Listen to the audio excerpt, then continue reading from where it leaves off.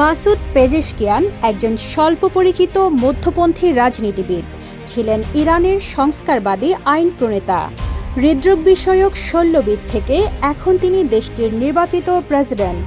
তার এ জয় সামাজিক স্বাধীনতা ও আরও বাস্তবধর্মী পররাষ্ট্র নীতিপ্রত্যাশী ইরানের কোটি কোটি মানুষের মধ্যে আশার সঞ্চার করেছে। 1980-র দশকে ইরান ইরাক যুদ্ধে পেজেশকিয়ান অংশ নেন এবং চিকিৎসক হিসেবে কাজ করেন। যুদ্ধক্ষেত্রে চিকিৎসা কর্মীদের মোতায়েন করার দায়িত্ব ছিল তার। প্রেসিডেন্ট খাতামির শাসনামলে 2001 থেকে 2005 সাল পর্যন্ত স্বাস্থ্যমন্ত্রী ছিলেন পেজেশকিয়ান।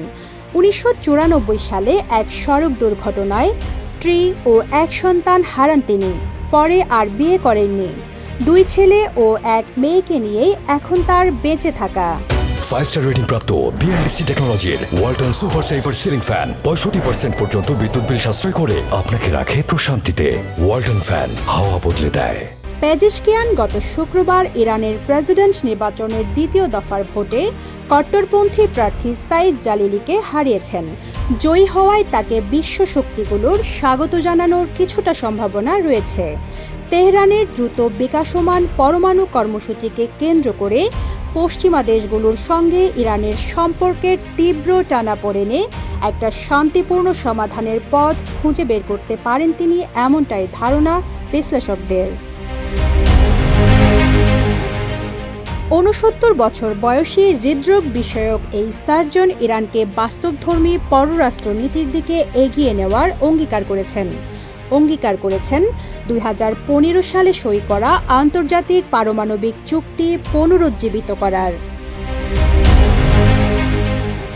ইরানের ধর্মতাত্ত্বিক শাসন ব্যবস্থার প্রতি আস্থাশীল পেজেশকিয়ান নিরাপত্তা বাহিনীর ক্ষমতাধর কর্তৃত্ব ও ধর্মীয় শাসকদের সঙ্গে বিবাদে জড়ানোর কোনো ইচ্ছা নেই তার।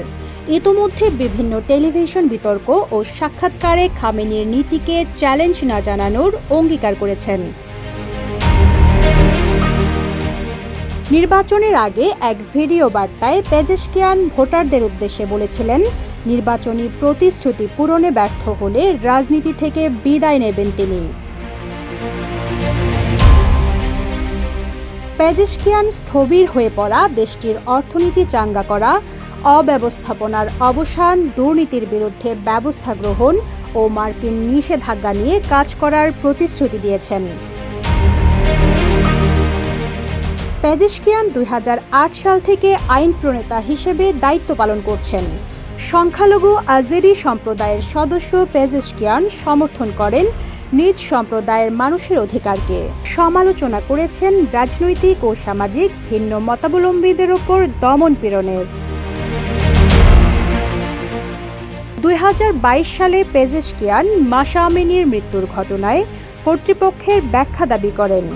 হিজাব সংক্রান্ত আইন লঙ্ঘন করার অভিযোগে গ্রেপ্তার হওয়া মাসা আমিনি নিরাপত্তা বাহিনীর হেফাজতে মারা যান। এ ঘটনায় দেশ জুড়ে কয়েক মাস ব্যাপক বিক্ষোভ চলে। প্রথম দফার ভোট গ্রহণ শেষে পেজেশকিয়ান বলেছেন, হিজাব সংক্রান্ত আইন সম্মান জানাতে গিয়ে নারীদের প্রতি কখনো কোনো ধরনের নিপীড়নমূলক বা অমানবিক আচরণ দেখানো উচিত নয়। রিজওয়ানা রিন্তি, ইত্তেফাক।